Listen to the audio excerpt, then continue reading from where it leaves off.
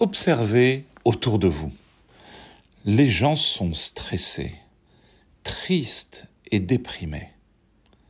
Quelle réponse la Torah, et en particulier la paracha de cette semaine, Be'alotecha, peut-elle apporter?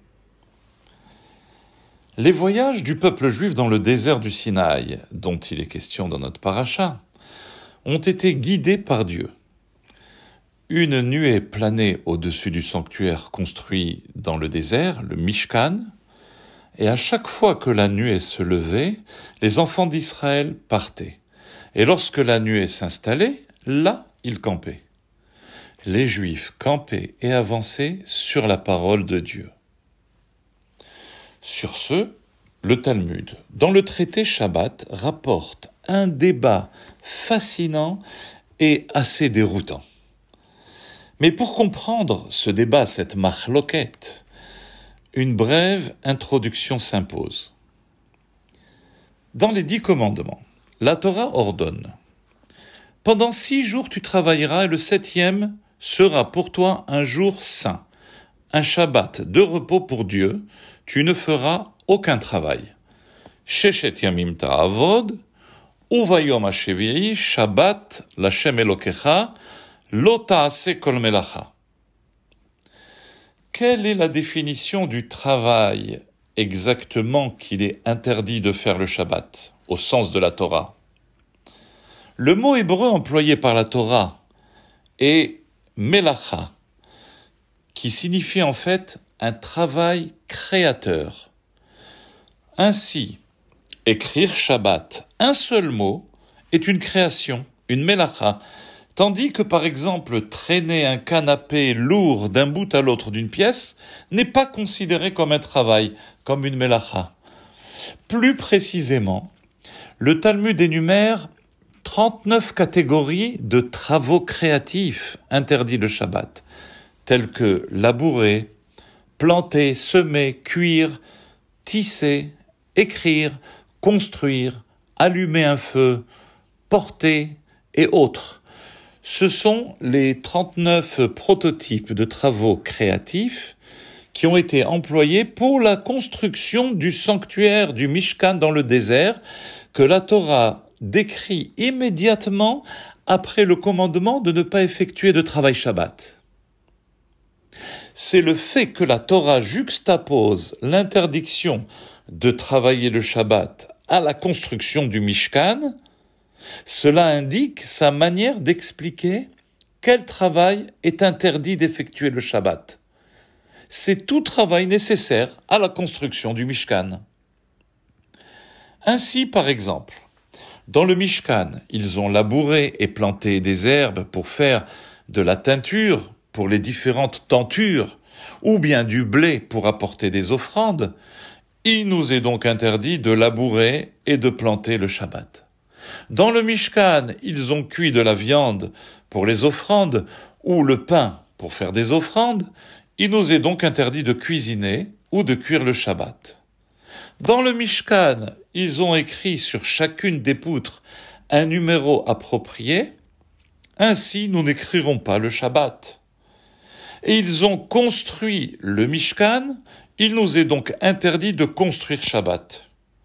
Ils ont également démonté le Mishkan pour le transporter et le remonter ailleurs. Il nous est donc interdit le Shabbat de démolir toute structure.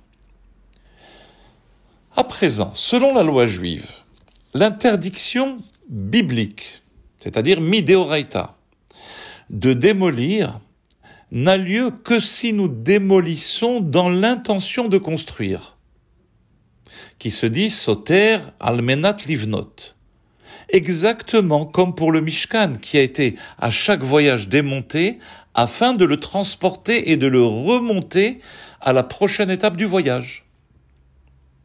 Ainsi, si dans ma maison j'abats un mur parce que je veux le rénover, alors il y aura violation de l'interdiction biblique d'avoir fait un travail, une melacha Shabbat. Mais si je le démolis tout simplement sans avoir l'intention de le remonter, je ne viole pas l'interdiction de détruire Shabbat. L'interdiction biblique. Après cette introduction, Nous pouvons à présent aborder la discussion, la marloquette, le débat dont nous avons parlé au début entre deux sages du Talmud dans le traité Shabbat en page 31b. Rabbi aussi, d'une part, soutient que la démolition n'est bibliquement interdite le Shabbat que si la structure démolie sera rénovée au même endroit à l'emplacement actuel d'avant sa démolition. Car, pour Rabbi Yossi, c'est à cette condition seulement que la démolition sera considérée comme le début de la rénovation. Et puisqu'elle se fait dans le même espace.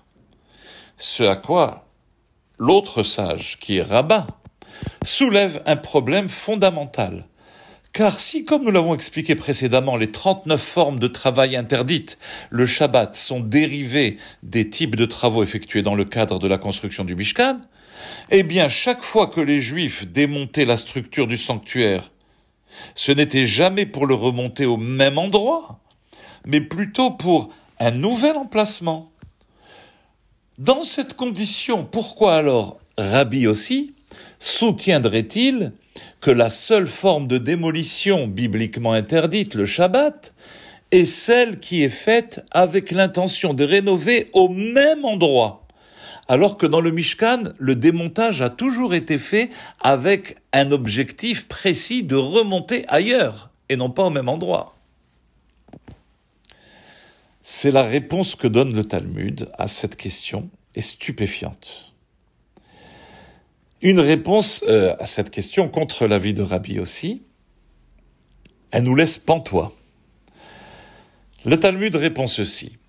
Puisque la Torah déclare dans notre paracha de Be'alotra, Al pi Hashem yachanu, ve'al pi Hashem isau, ils campèrent sur la parole de Dieu et avancèrent sur la parole de Dieu.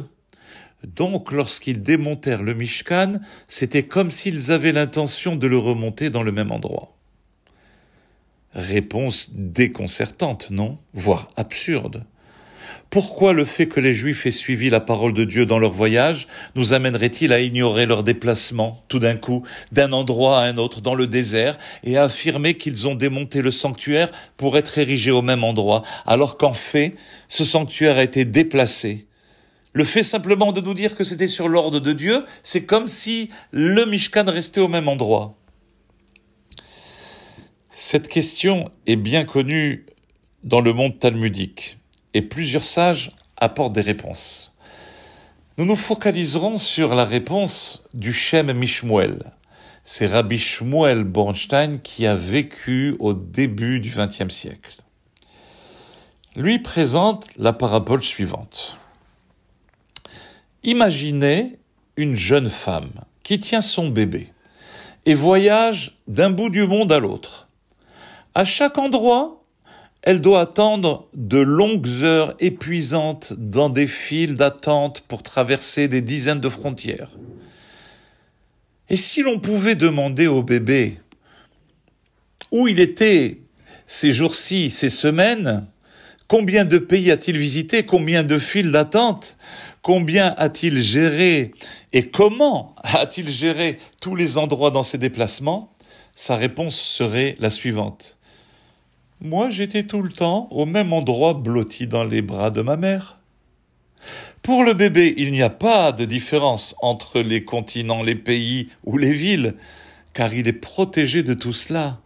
Il est confortablement allongé dans les bras de sa mère, l'endroit le plus sûr au monde, dans l'étreinte chaleureuse de sa maman. Voici donc la réponse du Talmud et ce qu'elle signifie. Puisque la Torah déclare « Ils ont campé sur la parole de Dieu et se sont déplacés sur la parole de Dieu », quand ils ont démonté le Mishkan, c'était comme s'ils avaient l'intention de le remonter dans le même endroit exactement, voyageant dans les bras aimants de Dieu. Et de leur point de vue, ils n'ont pas bougé géographiquement. La vie peut parfois être un fleuve tranquille, mais parfois ce peut être les montagnes russes, bouleversantes. ne sachant plus si vous partez ou si vous arrivez. Parfois une journée prometteuse se transforme rapidement en une journée infernale. Déception, colère, anxiété, dispute avec le conjoint, problème d'argent, problème de santé, avenir incertain, l'anxiété monte au plafond. Mais quand je peux me rendre compte qu'à travers les hauts et les bas, je suis dans les bras de ma mère, dans les bras de la Torah, que je suis entouré d'un amour infini, cela me procure un sentiment de stabilité et de sérénité. Si vous sentez que vous êtes toujours blotti dans l'étreinte divine, alors, même lorsque vous vous déplacerez d'un endroit à l'autre, vous resterez toujours dans le même espace, un espace d'amour, de joie et d'unité. Shabbat Shalom.